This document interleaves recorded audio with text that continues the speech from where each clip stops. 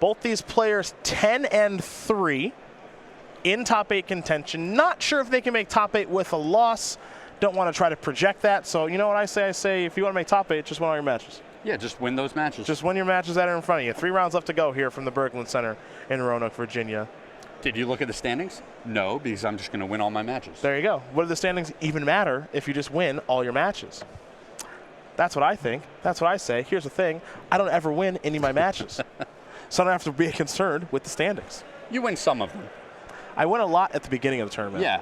Further we go, worse I do. Late, did you look at the standings? No, it doesn't matter because I'm just going to lose all my matches. I'm looking to get that 5th loss. Should I look at the standings then when I'm 10 and 4? Yeah. What's the 5th loss do for me? Yeah. Where will I end up then?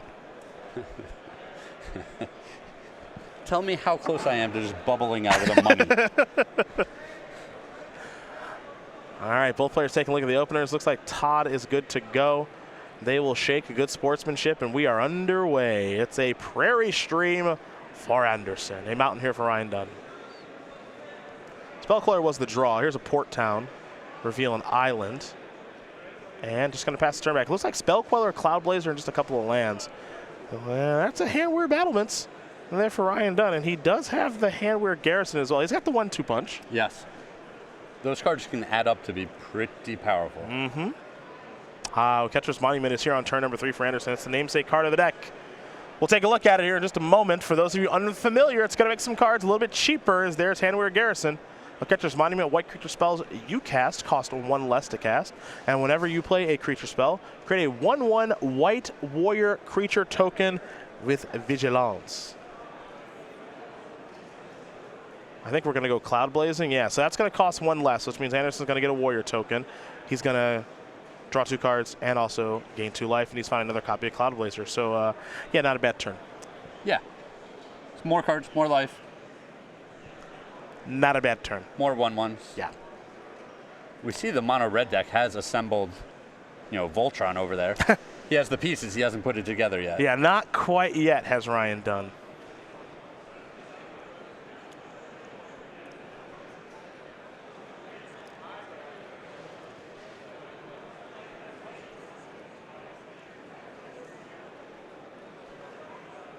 Ryan's got land number 4. It's another Battlements, and now it's a Chandra.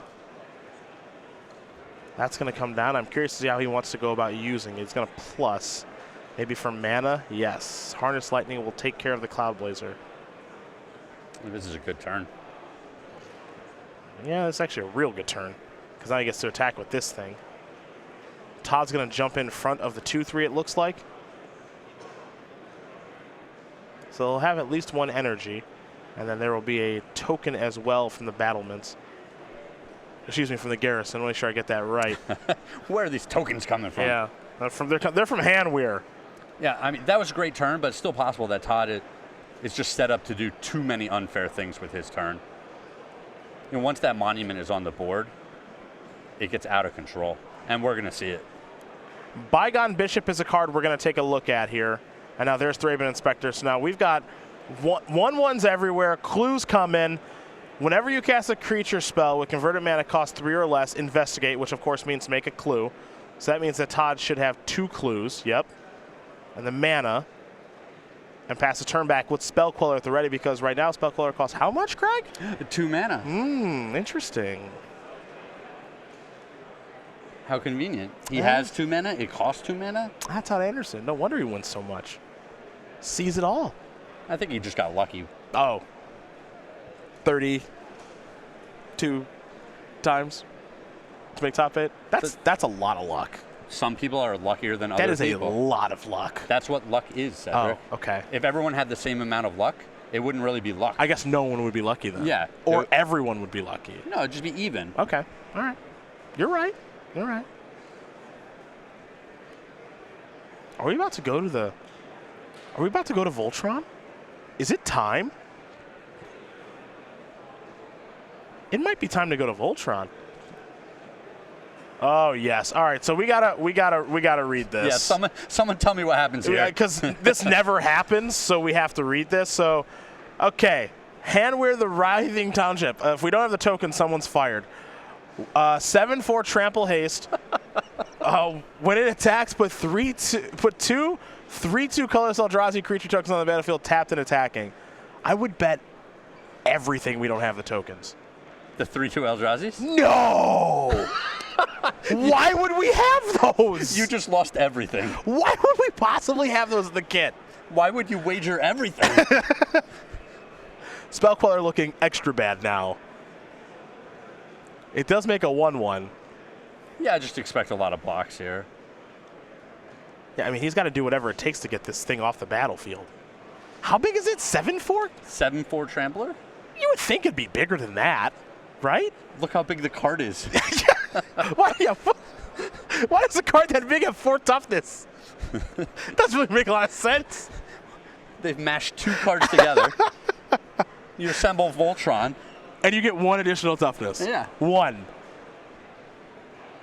Oh, it's a pretty powerful effect. It's very powerful. And the trample is very significant here. Because Todd, if it didn't have trample, Todd could just chump block for days and days with these excess 1/1 tokens. Instead, he's got to block with basically his entire squad. Yeah, he's saying, I'm definitely killing this thing. Yeah. He does get to leave a little bit behind. The battle mitts and the garrison are down. Yeah, I think Eldrazi had to have lost to the humans if their creatures have 4 toughness. It's too easy. Most Eldrazi were a little bigger than 4 toughness. Yeah, that's true. Let's see where Anderson wants to go now. Now, one thing I want you to note, viewers at home, one of those lands that Todd's has, as he's going to play a Cloud Blazer, make another 1/1, draw 2, gain 2. There's a Westfield Abbey down there.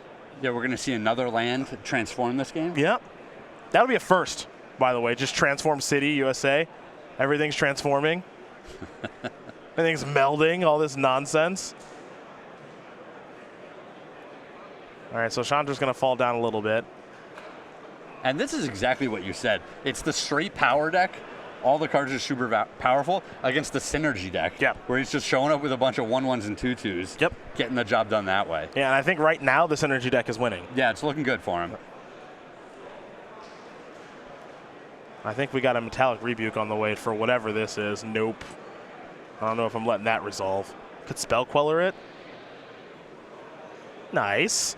The clues will help there with the improvise on Metallic Rebuke, along with Oketra's Monument. Pretty sweet. And now these 3/2s, these 3/2 Eldrazi, they're really not all that big. They're weak to 1/1s. Yeah. See big Cloud Blazer getting it done in the air. Cloud Blazer are 4 of in this deck. Oh, yeah. Yeah. And it looks like Anderson's going to be able to sacrifice a clue, maybe? Not sure. Oh, okay. They're making sure they know how many untapped versus tapped ones he's got. Because he used the monument in one of the clues for improvise. Want to be clear about that in case he's got another copy of Metallic Rebuke. Yep. Dunn does not use his Planeswalker just yet, so he will now. And he's going to use Cut to take care of Cloud Blazer. And these Eldrazi, are they feeling it? Just one. One of them's feeling it. Yeah, just one's going to come in. I think Todd's going to take that damage. He'll untap.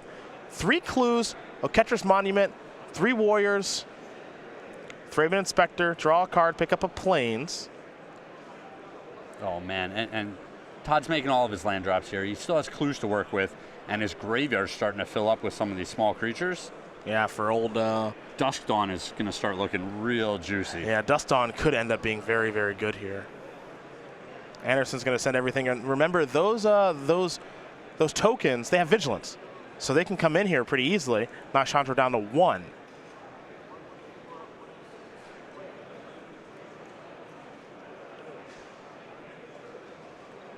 Anderson's going to sacrifice a clue to draw a card. Stasis Snare? Yep. 2 copies of that card. Here's a Bygone Bishop. He'll play a land. He's got Stasis Snare, the ability to sacrifice a clue and represent counter magic, all at the ready. Pretty good turn as we head over to Ryan Dunn. Yeah, Ryan still has a lot of cards in his hand to work with. Yeah, Ryan's going to go probably get a hammer, throw it at Todd, because that's what his deck does every turn. Just a brick comes through the window. Yeah. Todd's got little tools. Ryan's got construction equipment. Yeah. I'm curious to see what rare and or mythic he's going to throw in his face next and see if it sticks.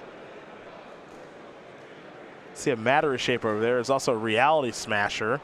Yeah, I haven't seen a Garrison transform in a high-level game before. I think that's the second time I've seen it. I think the first time it died immediately. Sure. And then this time it also kind of... I got some real questions for the play design team about 4 toughness. You put a lot of work in Yeah.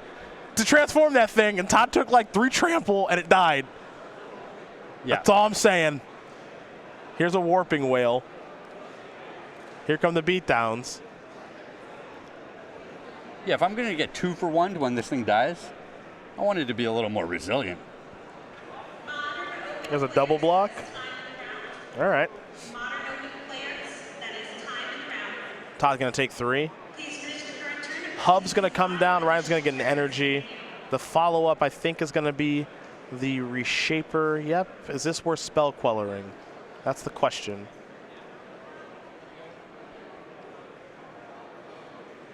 Spell Queller's not bad in this spot. Like he gets to eat the thing, make a clue from Bygone Bishop.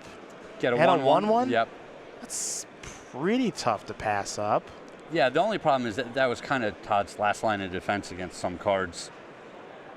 But with a lot of clue tokens left over, I can see using your mana there to get another body on the board. Draw a card, another monument. Not good in multiples. I think you're okay with ending up with an extra 1. Yeah, I Just think so. the first one is so good. Yeah, yeah. Also, could you imagine if they weren't legendary? Oh, mama. That's not okay. No. That would not be okay.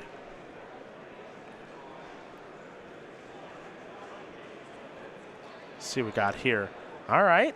The Militia Captain, make a clue. That's a good one. Make a 1/1.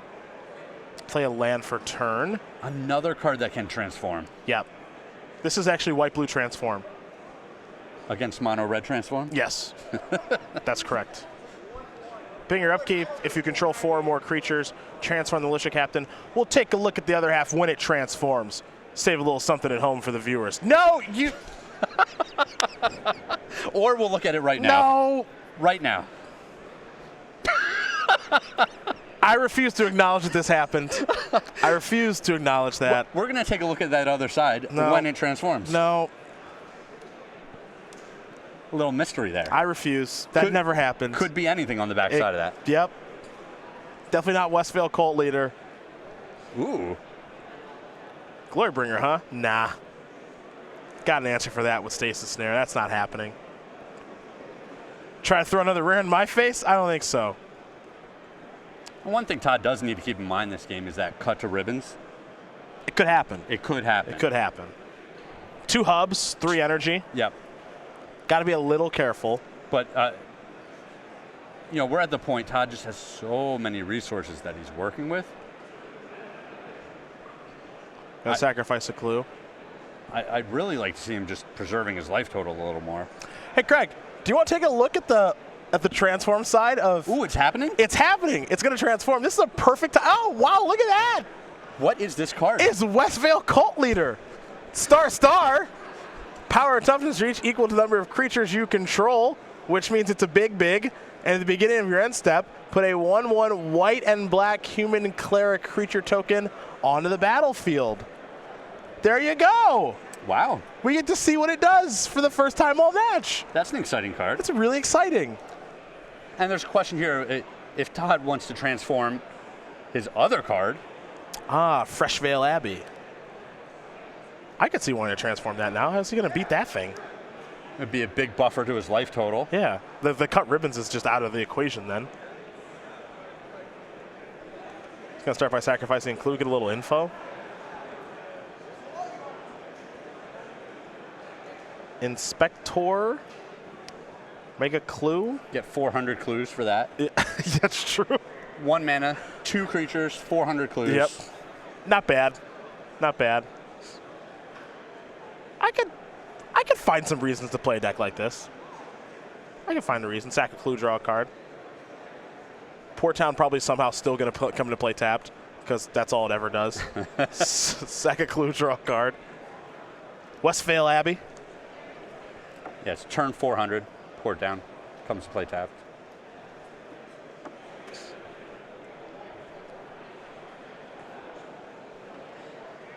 All right, decent turn for Todd. You're up. In. I will block.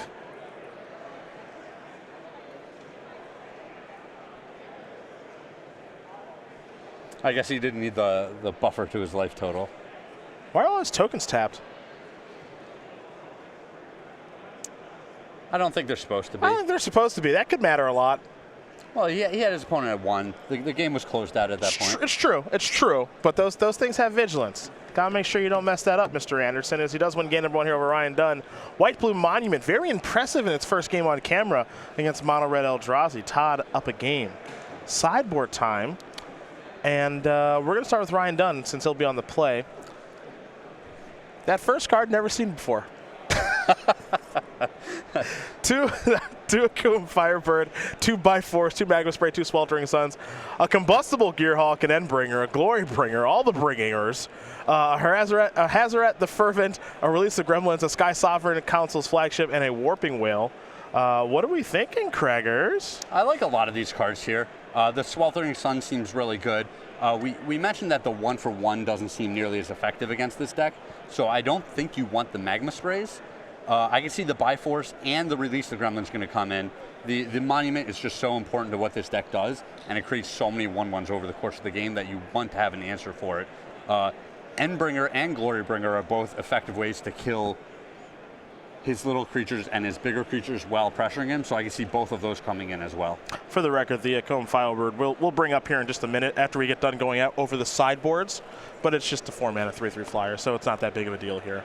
For Todd Anderson, 3 Essence Scatter, 3 Gideon Ally Zendikar, 2 Angel Sanctions, 2 Declaration Stone, 2 Fragmentize a Dispel, another copy of Dusk Dawn, and a Metallic Rebuke. I know he didn't draw Dusk Dawn in that particular game, but I think there are going to be enough situations where he might want another copy. Yeah, it seemed like it would have been spectacular if he had drawn it. It's good against all the Eldrazi, so I can definitely see it bringing it in. It's a removal spell. Then Todd Anderson plays. It's a late game card advantage engine for him.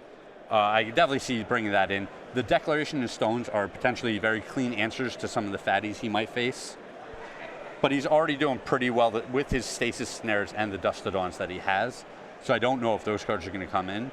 It seemed like his deck was pretty well positioned to fight what Ryan showed up with here. I feel like he's in a pretty good spot. Yeah. I do. So players have sideboard, they're shuffling. Let's talk about the StarCityGames.com YouTube page where you can go watch many things, honestly, like Split Second, hosted by Jeremy Knoll, the Versus Series, where you'll find Todd Anderson, Brant Nelson, Todd Stevens, Ross Merriam, and Tom Ross. You got the Commander Versus Series with Jeremy Knoll once again. We like him so much, we use him twice a week, along with Jonathan Suarez, The American Dream, Stephen Green, and Justin Parnell. Magic Align playtesting from Jerry Thompson, Ari Lax, Sean McLaren, and many others. And of course, we got Best of SCG Tour and so much more. Subscribe today at youtube.com/StarCityGames. Become one of over 119,000 subscribers as we get ready here for game number 2 between Anderson and Dunn.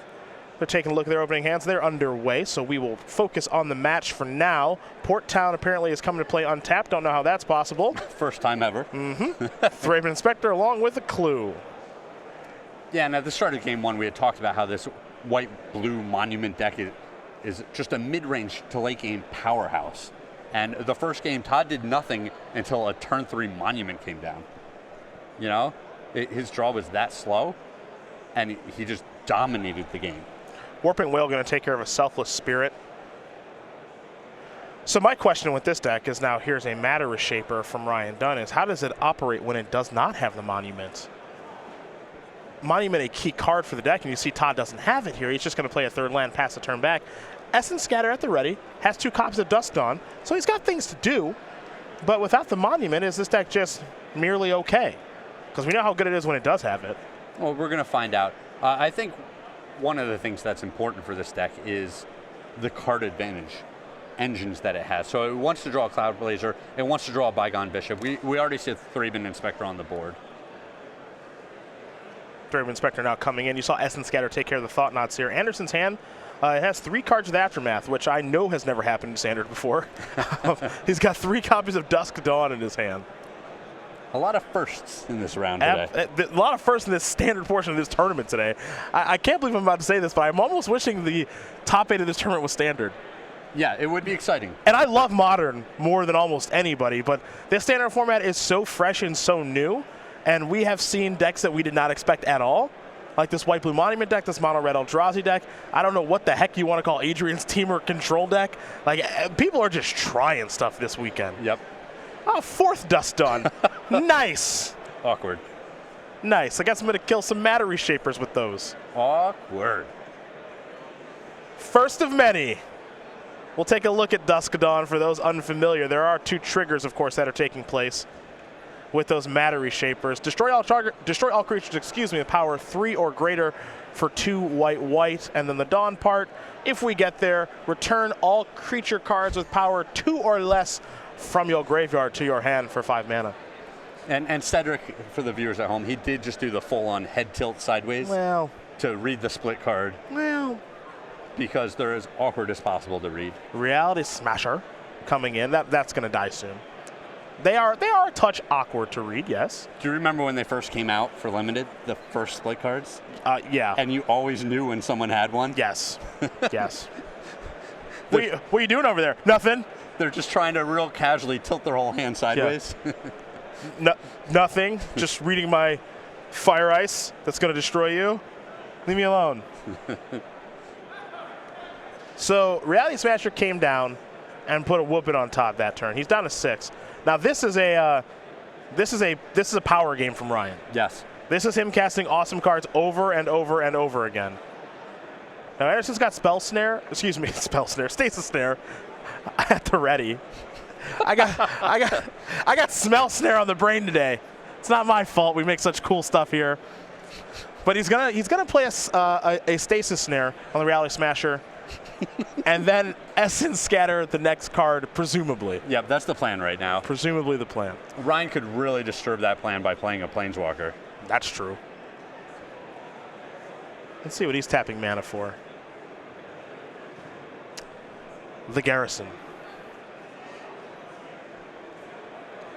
Strikes me as Essence Scatterable. Yeah, I think that card's enough of an issue that it should be countered. Yep. All right, what's next? Oh, boy. He's got some more. Yeah. All right. Actually, yeah, it's not a disaster. Yeah, it's not the end of the world because he's got so many copies of Dusk Dawn.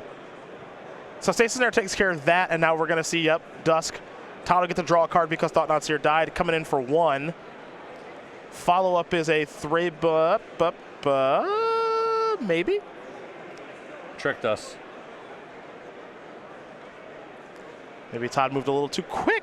Well, he drew in a Catcher's Monument, so he's wondering if he wants to wait a turn, get the additional value of a 1/1 creature off of it. Ryan Dunn will draw. Thump. That's a problem. That's another rare. Because his whole deck is rare. Yeah. Yeah. He needs a second red mana for that. There we go. Thump. Todd's at 2.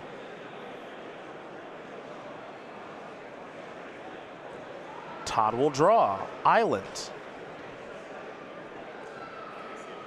So now the Oketcher's Monument plan is out the window. And how about another copy of Dusk Dawn? Cool. Well, he found a use for all of them. He sure did. He's all out of them now. Now he's going to play the Thraben Inspector, make a clue. No time for the Monument nonsense. And, yep, he can play defense here because if Ryan draws Reality Smasher, he can double block. Sure. He'd lose both his creatures, but he wouldn't die. So that counts for something. He's also got to be a little bit wary, too, because Handward Battlements does give things haste. Yes, it does. So that's no joke. I think Ryan drew a copy of Sweltering Suns. Well, and he's in a spot where if he empties his hand, he can start generating cards off of the Seagate wreckage as well. Yeah? Do you think he casts Sweltering Suns or cycles it? I think you want to cycle it in this spot. Yeah, he's going to cycle. Okay, cycle on the stack. card draw on the stack from the cycle, activate Seagate Wreckage to draw a card, and he just drew 2 lands, so nothing really going on there. It's actually a double dagger. Obviously he wanted some action, but also takes him off of a turn or more of activating that Seagate Wreckage again. Cloud Blazers are pretty nice when they're for Anderson. 2 life and 2 cards. He'll play a land. Todd still might play conservative this turn. Might be a little wary of Reality Smasher or something else that can get haste. And Ryan has enough lands now at this point that I think if he draws Garrison, I guess he can't do, he might be able to do just the full crazy transformation, everything in one turn. That would be exciting. Let's see what he drew. Help us out, Ryan. Come on. A little peek at that hand.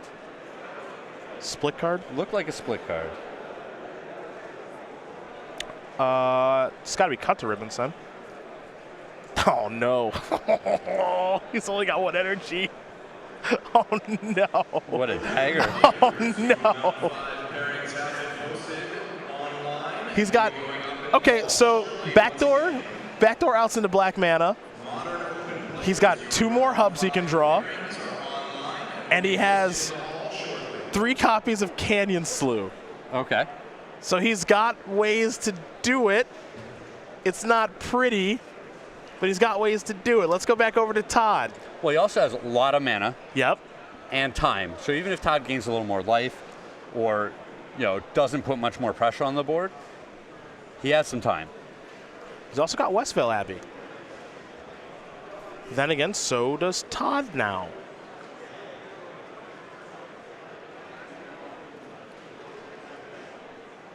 Yeah.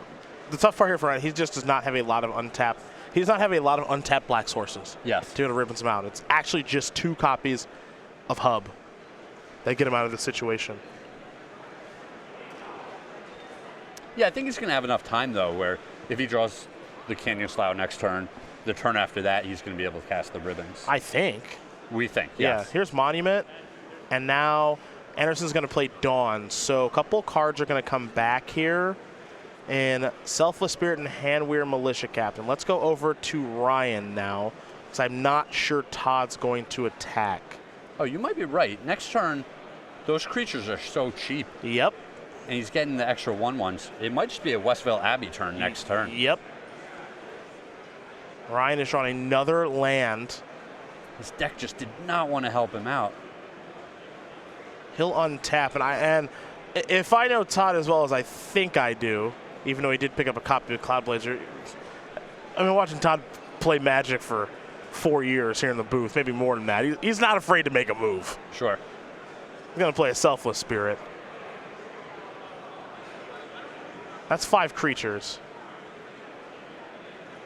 Militia Captain, another creature.